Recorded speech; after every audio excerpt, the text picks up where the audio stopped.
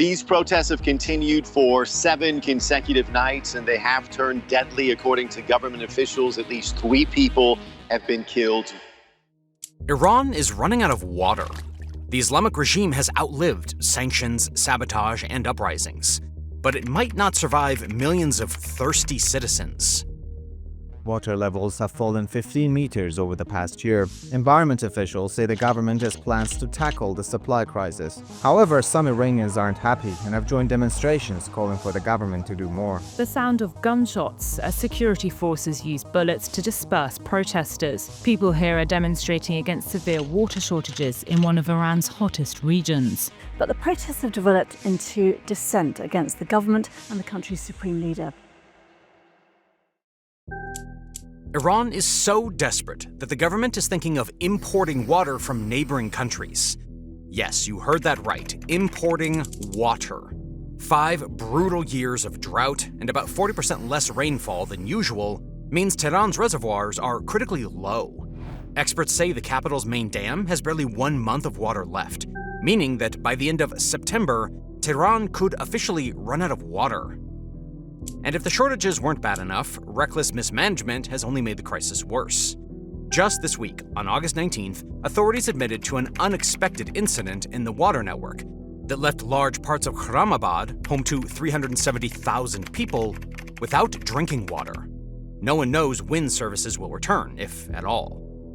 But instead of fixing the actual problem, Iran's leaders decided the bigger issue was people talking about it. So they've decided to shut down the internet.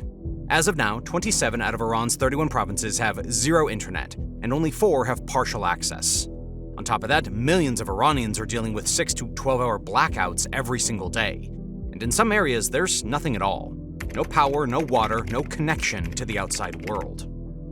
Major dams like Lar and Latyan have dropped to less than 15% capacity, with some reports saying just 1% water remains. It's even worse in southern regions. Lakes have simply vanished, groundwater reserves have dried up, and countless towns haven't seen water flowing from their taps in weeks. But it wasn't always like this. A decade or so ago, Iran's water system was still holding together. Dams like Khakhe, Dez, and Karun kept fields green across Khuzestan and beyond.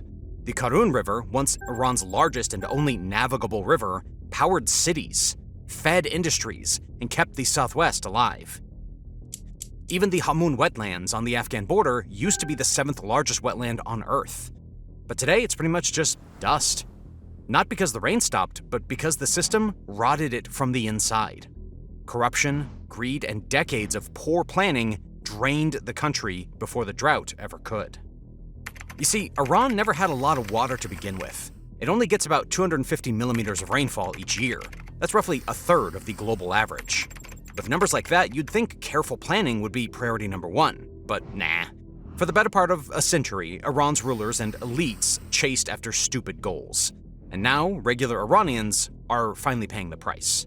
Iran's leaders used to have an obsession for grand development projects, like building gigantic dams, chasing a green revolution, and even dreaming of turning deserts into lush, green paradises. Under the last Shah, Mohammad Reza Pahlavi, especially in the 1960s and the 1970s, Iran used to get inspired by the United States. Mega projects like the Hoover Dam and the Tennessee Valley Authority captivated their imaginations. In fact, back in the 1950s, the Shah even hired an American company, led by former officials from the Tennessee Valley Authority, to completely redesign the water infrastructure of Iran's fertile Khuzestan province. The TVA had transformed poverty-stricken areas of America into productive farmland using dams, and the Shah dreamed of replicating that success. Soon enough, concrete dams and steel structures became symbols of progress, prestige, and modernity, and Iran's leadership wanted as many dams as possible, as quickly as possible. Whether those dams made practical sense or not, well, seems like nobody really bothered to check. By the late 1970s, dams were popping up everywhere, and the Shah's obsession with mega projects meant ordinary people's needs, like school, healthcare, or stable jobs, were often ignored. Frustration was building fast, but before people could really speak up, the 1979 Islamic Revolution swept in and changed everything. At first, ordinary Iranians hoped the new Islamic government would finally start paying attention to their basic needs, but that didn't happen. Instead, the revolutionary regime turned out to be just as stubborn as the old one. Even though the new Islamic regime fundamentally disagreed with almost every other policy of the Shah, they strangely embraced his vision that no river should go undammed. In fact, over the next few decades, Iran built dams at such an incredible pace that by the early 2000s, it had quietly become the world's third largest dam builder, just behind the global giants of China and Japan. During President Hashemi Rafsanjani's era, a new dam was completed every 45 days on average. People literally nicknamed him the construction commander for it. In roughly 3 decades, Iran built over 600 dams. That's roughly 20 dams every single year, one after another after another. They probably thought, just trap all the water in big reservoirs, then use it to irrigate fields, grow more crops, and produce electricity. Boom, problem solved. Sure, that sounds easy enough, but that's how kids fix problems, and apparently some politicians as well. This isn't fantasy land, though. It's the real world, where mistakes have real consequences. They'd only had bothered to listen to someone who understood how nature actually works. You see, Iran isn't Canada or Norway. It doesn't have endless rainfall or rivers flowing abundantly year-round. Iran's rivers have always been seasonal, and rainfall has historically been minimal. When you start choking each of these already limited streams and rivers with giant concrete barriers, you don't create abundance, you create fragmentation, scarcity, and environmental chaos. Dams drastically disrupt the natural flow of water. They suffocate wetlands, starve downstream farms, and block critical aquifers from recharging underground. A perfect example of this is Lake Urmia in northwestern Iran. It used to be the Middle East's largest saltwater lake. Today, it's a dry wasteland, barely 5% of its original size. And even when dams do manage to trap water, it's often a losing battle. Especially in the scorching southern provinces, where temperatures regularly hit 50 degrees Celsius and sometimes even higher. These reservoirs end up losing massive amounts of precious water to evaporation. Ironically, these dams, the very projects intended to solve Iran's water crisis, ended up accelerating it. For example, in Khuzestan province, they built the Gotvin Dam in 2012, right on top of enormous salt beds. Yes, salt. And when the engineers proudly filled the reservoir, guess what happened? The water became saltier than soup, practically useless for farming or drinking. A multi-million-dollar engineering marvel ended up transforming a vital freshwater river into a massive salty pond. And then there's the classic mistake, or should I say, the hopeless dream of irrigating deserts. The idea was to channel dam-fed water into barren land, transforming arid deserts into fertile farmland. But desert soil is notoriously salty and incredibly thirsty. When you pour water into it, the soil quickly gulps it down, only to leave behind thick salt crusts that slowly poison the crops. Within just a few short years, farmers who had invested their livelihoods into these reclaimed lands saw their crops wither season after season. Eventually, they gave up entirely, leaving behind ghostly landscapes dotted with dried irrigation channels, rusted equipment, and crumbling homes. When I said they built countless dams without any sense, you probably expect issues like poor engineering, rampant corruption, and yes, Iran has plenty of both. But there was another problem too. Zero coordination between provinces. Each region wanted its own dams, its own projects, without any real planning or consideration for how this would affect other areas downstream. Every local leader wanted their own impressive concrete monument to gain favor from the Shah and secure their career prospects. The same pattern continued after the Islamic Revolution, and one company quickly realized it could turn this political stupidity into massive profits. That company was Khatam al-Anbiya, a construction giant controlled by the Revolutionary Guard. Because the IRGC held so much political weight, they effortlessly secured lucrative contracts, and nobody dared question whether these dam projects were practical or even necessary. In fact, when independent researchers attempted to investigate Iran's dam-building spree a few years back, they found that detailed official records for hundreds of dams were either incomplete or completely missing from government archives. This was critical information like construction costs, environmental impact assessments, even precise dam locations, all suspiciously missing, making it nearly impossible to verify how much money had actually been spent or if the dams had been built responsibly at all. The madness of building dams only stopped when the water crisis became impossible to ignore. Public resentment grew, and eventually even Iran's own president at the time, Hassan Rouhani, started to get cold feet. When he took office in 2013, one of his first moves was calling for a halt on all new dam construction. He clearly saw how bad things had spiraled out of control, not only draining Iran of precious water, but also bleeding the treasury dry through shady, unnecessary mega projects. The craziest part is that Rouhani was right. According to experts, Iran now urgently needs to decommission at least 500 dams to even have a chance of restoring some environmental balance. Just imagine how expensive, counterproductive, and flat-out disastrous these past few decades of relentless dam building have been, ultimately causing nothing but human suffering, economic waste, and what's probably Iran's worst water crisis ever. But of course, dams are just one piece of Iran's long story of water mismanagement. The other half is about how water is actually used, or more accurately, misused, especially in agriculture. Iran's government, both pre- and post-1979, were determined to achieve food self-sufficiency at all costs. The idea was to grow our own wheat, our own rice, our own everything, so we're not dependent on imports. A noble goal, perhaps, but they forgot that to grow all that food, you need enormous amounts of fresh, clean water, something Iran never had in abundance. Agriculture absolutely guzzles water, and Iran's farming practices were, and still frankly remain, shockingly careless and inefficient. Roughly 90% of Iran's entire freshwater supply goes directly to farming, and the worst part is much of that water gets completely wasted. Many Iranian farmers still rely on ancient flood irrigation methods, like flooding entire fields and just hoping something grows. The average irrigation efficiency across the country is about 35%. Meaning that nearly 2/3 of the precious water they pour onto their fields either evaporates or seeps away before it ever benefits a crop. To put this into perspective, modern drip irrigation systems easily exceed 90% efficiency. And if this wastage wasn't bad enough, transporting water to fields through open-air canals or broken, leaky pipes wastes about another 12%. Imagine the sheer scale of negligence and the total disregard, not only for today but for future generations as well. For decades, none of this seemed to matter. Back then, Iran's population was smaller, wells were shallow and abundant, and nobody worried about water efficiency, because frankly, nobody had to. But now, Iran has roughly 90 million mouths to feed, and those outdated methods just aren't cutting it anymore. In many rural areas today, farmers are forced to drill deeper and deeper wells each year. But there's only so far they can drill before hitting rock bottom. And that day, for millions of Iranians, is already here. For decades, diesel-powered pumps have been relentlessly sucking out every last drop of groundwater from Iran's aquifers. In fact, according to one climatologist's estimate, in less than 50 years, Iran has drained nearly 70% of its groundwater reserves. Reserves that took nature thousands of years to fill up. And do you know what happens when you recklessly drain groundwater like that? The land itself begins to collapse. Around Tehran and other heavily exploited regions, land subsidence is becoming a frighteningly real phenomenon. In some places, the surface drops by 25 to 30 centimeters every single year, because once those underground reservoirs empty out, the earth above it has nothing left to hold it up.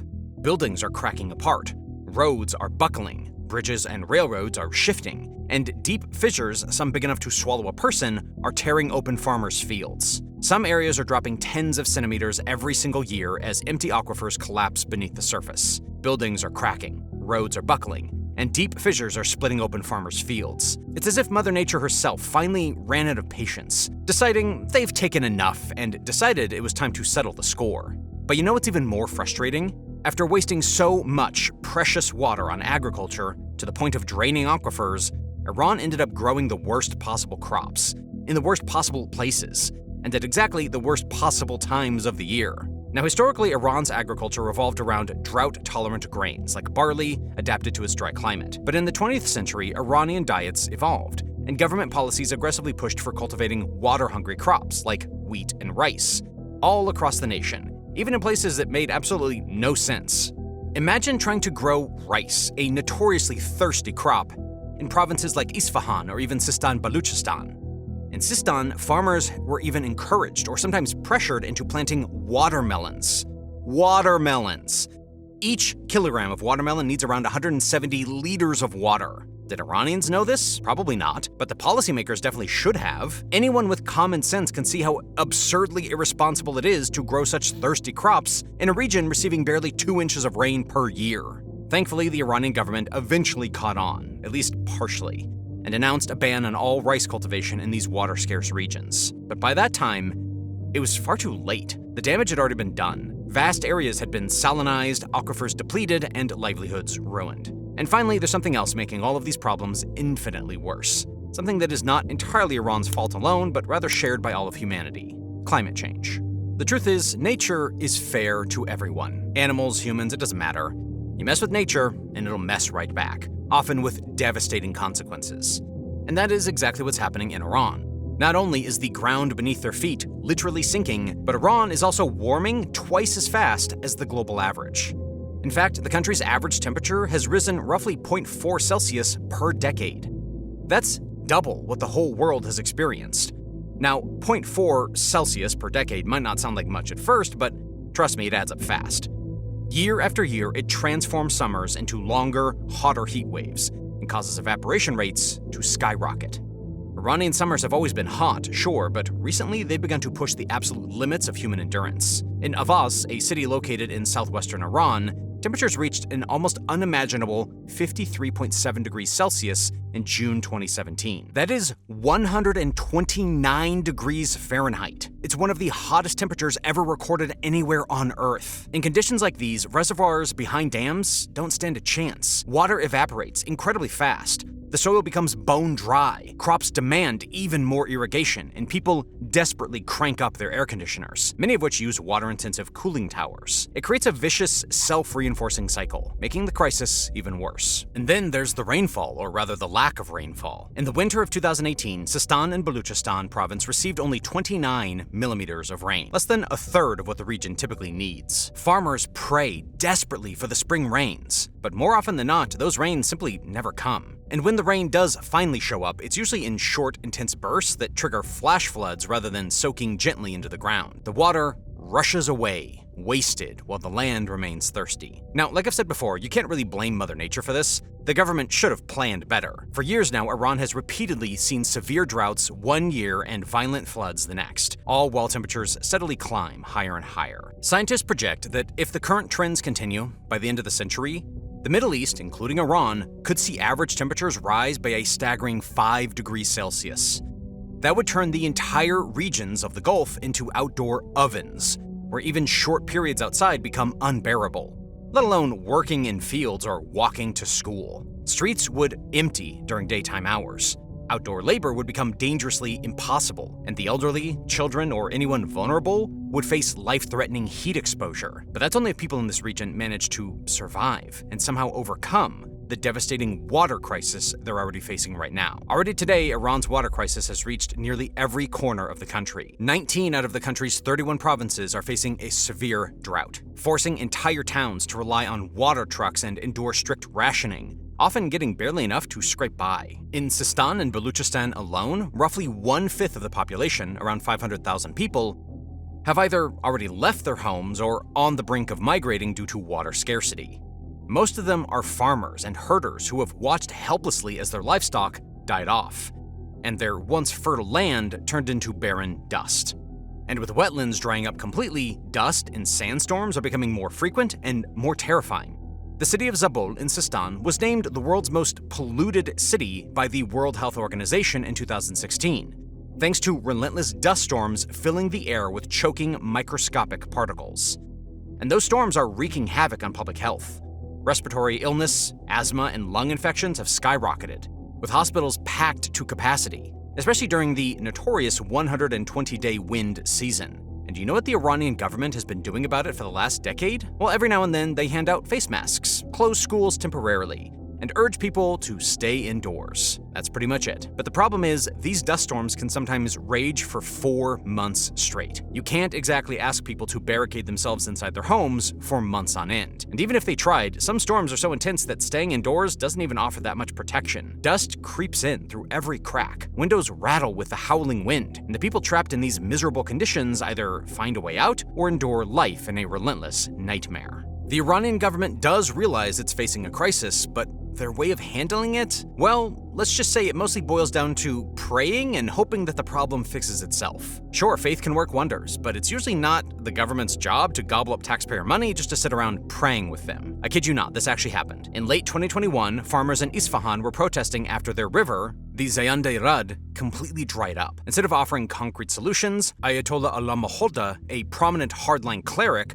who happens to be President Raisi's father-in-law, actually scolded these desperate farmers and told them the only solution was to pray harder for rain. You can probably guess how well that advice went down, with farmers watching their fields turn to dust. For ordinary Iranians, patience was already wearing thin. This was just the fuel for the fire. Take Khuzestan, for example. Traditionally, this southwestern province has been blessed with abundant water, thanks to the Karun and Karkhe rivers. These rivers used to flow steadily, feeding rich farmlands, supplying towns and cities, and nourishing the internationally famous Mesopotamian marshes downstream. But decades of reckless dam building, over-irrigation, and increasingly severe drought has changed all of that. By the scorching summer of 2021, Khuzestan was facing one of its worst crises ever. By mid-July, with temperatures soaring past 50 degrees Celsius, things had gotten desperate.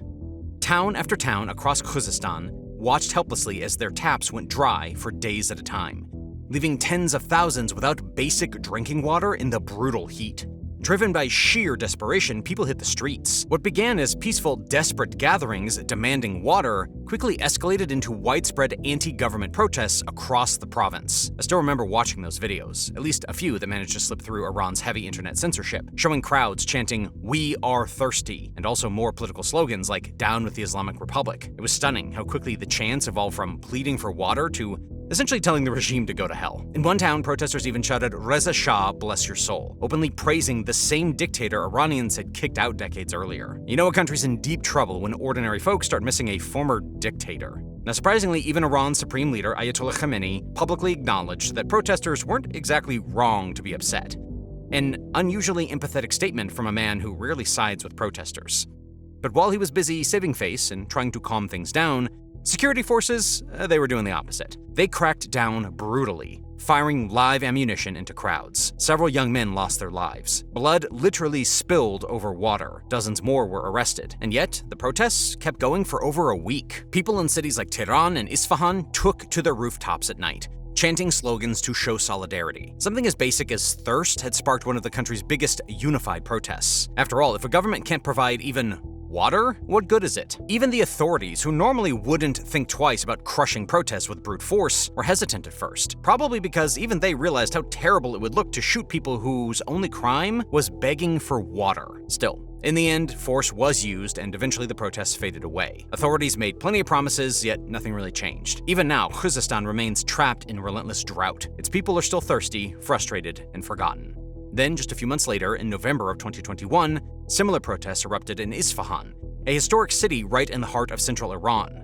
For centuries, Isfahan had been known as an agricultural hub and a cultural jewel, famous for its picturesque Zayande-Rud river flowing gracefully beneath beautiful, ancient arched bridges. Or at least that's how things used to be. Today, sadly, the river is reduced to nothing but dry, cracked riverbed of sand, starved of water by overuse and diverted through pipelines to other provinces and industries. Now, naturally, the farmers in the region, especially those downstream, were outraged. To them, their river had literally been stolen, their livelihoods left to wither. In protest, they started a peaceful sit-in, camping directly on the dried-up riverbed near the famous Kaju Bridge. Initially, it was just a handful of farmers, but within 2 weeks, their protest attracted thousands of ordinary Isfahanis, urban residents, merchants, and entire families. Parents even brought their kids along, and the atmosphere felt more like a large picnic or a peaceful rally for water justice than a traditional protest. Even Iran's tightly controlled state TV briefly covered the protests, a rare move that made it seem, just for a moment, that authorities might actually let people speak. But as the crowds continued growing, chants inevitably became more political, and soon enough, the regime lost patience. On November 25th, 2021, security forces finally showed what they're unfortunately best known for. Tents were set on fire. Bulldozers moved in, and police swung batons and fired tear gas to chase everyone away. Families fled the riverbed, farmers were beaten, and peaceful protests turned violent overnight. But this brutality only ignited greater anger. By evening and into the next day, Isfahan erupted into fierce street battles between protesters and riot police. Furious crowds chanted slogans calling for the death of the supreme leader and vowed that they would fight back. Women stood face to face with security officers, demanding to know why they were shooting at people who were merely asking for water. Yet tragically, the police kept shooting.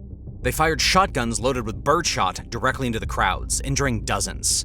Some protesters, including elderly farmers, were left severely wounded, many with their eyes permanently damaged and their bodies peppered with pellets. Graphic images and videos of bloodied faces quickly went viral, and predictably, the government shut down internet access across the region, and within a few days, even this protest was crushed into silence. And, just like before, all the government's promises and reassurances afterward amounted to absolutely nothing. No real change came. Farmers and residents continued to suffer in silence. But now, protests like the ones in Isfahan and Khuzestan are spreading once again. Not just in a few provinces, but practically across the entire country.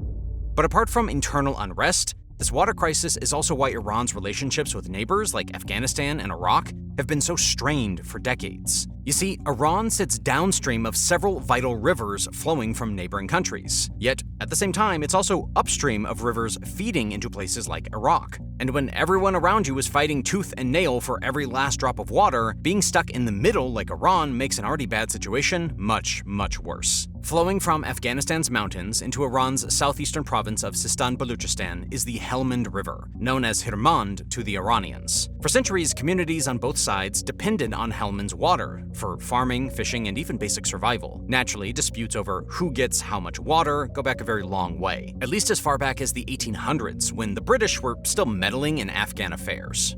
Afghanistan, being upstream, controls the river's source and naturally wants to keep more water for itself. Starting in the 1950s, Afghanistan began building dams and canals along the Helmand, drastically reducing the water flowing downstream to Iran. To ease tensions, both countries finally signed a treaty in 1973, promising Iran a fixed share of Helmand's waters each year. At the time, it seemed like a fair enough compromise, but the treaty quickly became meaningless as Afghanistan plunged into decades of chaos, political coups, the Soviet invasion, civil wars, the Taliban takeover followed by the US invasion, and eventually the Taliban returning again, thus leaving the treaty mostly ignored and unenforced. Now fast forward to today. Afghanistan is once again controlled by the Taliban, and they're determined to not let go of any water they desperately need themselves. They've built several large dams, including the Kamal Khan and the Khajaki dams, to capture more water upstream, hoping to secure their own agriculture and drinking supply. Now, from their perspective, this makes perfect sense. Afghanistan faces its own severe drought, and they're trying to ensure their people have enough water. But downstream in Iran, these dams have made an already bad situation even worse. For Iran, the 1973 treaty guaranteeing its share of Helmand's water might as well have never existed. Tehran is accusing Afghanistan of violating the agreement, but Afghanistan responds by saying their own reservoirs are mostly empty, and there's simply not enough water left to release downstream. It's become a classic case of two desperate neighbors, both suffering, both convinced they're in the right, and neither willing or even able to budge. Fed up with empty promises, in 2023, Iranian President Raisi publicly demanded the Taliban finally deliver Iran's rightful share of water, or face consequences. The Taliban immediately warned Iran to watch its tone. Eventually, the tension escalated until soldiers on both sides opened fire. By the end of the clash, 2 Iranian soldiers and 1 Taliban fighter were dead. People literally killed each other over water. It was the worst border violence between Iran and Afghanistan in years. Afterward, both countries talked about setting up joint committees to resolve the water dispute, but those discussions have largely stalled, going nowhere. And there's a good reason why Iran is so suspicious of the Taliban. Back in the late 1990s, during the Taliban's first period in power, they completely shut down the sluice gates of the Khajaki Dam after a political dispute, stopping the Helmand River from flowing into Iran entirely. Iranians haven't forgotten this brutal lesson. They understand perfectly well that the Taliban would have no problem weaponizing water again if it suited their interests. The funny thing is, Iran has confidently built its own set of dams, 4 massive reservoirs in the Sistan region, expecting to store the promised Helmand water, but that never came. And today those reservoirs sit bone dry and abandoned. Now, every single summer, Iran anxiously plays a waiting game. Will Afghanistan release water, or will Iran have to send yet another angry delegation to Kabul? This water is a lifeline for tens of thousands of people in Sistan. So it doesn't take much imagination to see how quickly tensions could escalate into actual conflict. Iranian officials and local media have already started throwing around terms like water war, and honestly, it's easy to see why. But do you know what's ironic? Exactly what the Taliban is doing to Iran, Iran is turning around and doing the exact same to Iraq. To the west, Iran controls several important rivers and tributaries that feed into Iraq's Tigris River. Recently, Iraq accused Iran of choking off those water sources. Iran has been aggressively building dams, digging tunnels, and diverting rivers deep into its own territory, often without even consulting Iraq first. Since around 2020, Iranian projects like the Daryan Dam have cut off nearly 85% of the Sirwan River's flow, directly affecting over 100,000 Iraqis in Kurdistan. On top of that, Turkey and Syria have also built dams upstream, further reducing the river flows into Iraq. All of this has already sparked mass migrations and a humanitarian catastrophe.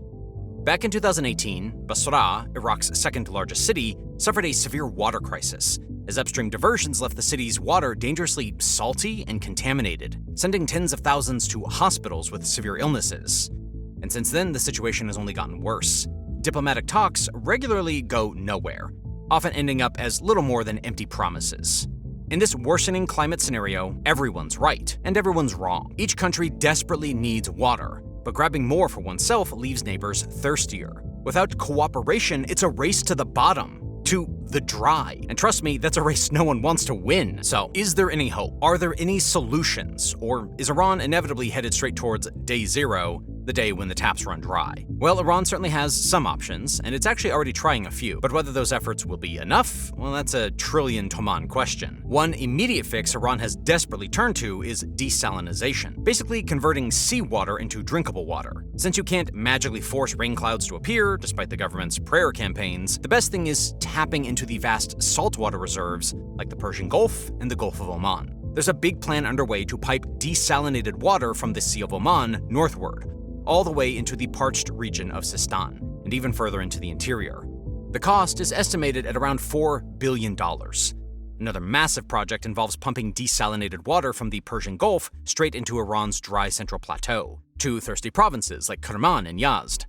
They've already laid hundreds of kilometers of pipeline and constructed desalination plants, but they're outrageously expensive and bring their own set of environmental nightmares. Desalination consumes massive amounts of energy and leaves behind concentrated, salty brine that is harmful to marine ecosystems. An official estimated that just one of these desalination projects costs around $400 million each year to operate. To put that into perspective, that's roughly equivalent to the entire annual earning of Isfahan province's agricultural sector. That's an insane amount of money to spend on bringing water to grow crops that aren't even worth that much money. If only they'd spent all those billions on sensible and genuinely useful solutions, instead of throwing them away in countless pointless dams, today Iran might actually be exporting fresh water to other drought-stricken nations. But as things stand, these desperate, last-minute desalination projects feel more like an expensive band-aid than an actual cure. And the real elephant in the room, or maybe an entire herd of elephants, is climate change, and the irreversible damage that's already been done. Groundwater aquifers don't refill overnight. In fact, some aquifers may have been drained so severely that they may never fully recover, no matter how much rain falls. Lakes like Urmia would require decades of massive, consistent water inflows just to come back to its original state. Moreover, climate projections are merciless. Iran is likely to see a future of longer, harsher droughts and significantly less rainfall. Even if, by some miracle, Iran managed to seal every leaky canal, shut down every wasteful farm, and miraculously achieve flawless water efficiency overnight, the brutal truth is, it might already be too late.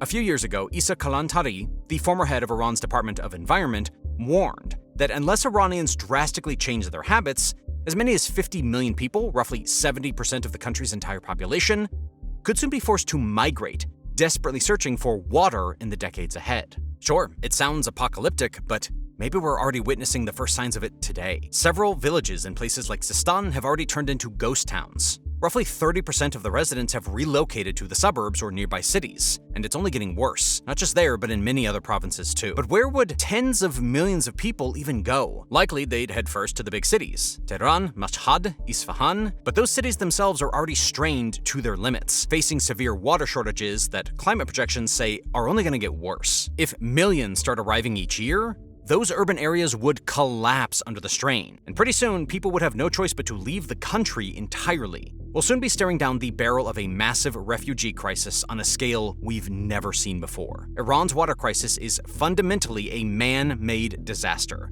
that are worsening with climate shifts, which also means humans, fallible as we are, also have the power to avoid it. Maybe Iran will pull itself together, take decisive action, and somehow come out of this victorious? And honestly, the world should be watching closely. Every move, every decision, because if a country like Iran can claw its way back from water bankruptcy, there's genuine hope for countless other parched regions across the globe. But if they don't, we'll witness what happens when a civilization runs out of its most basic resource.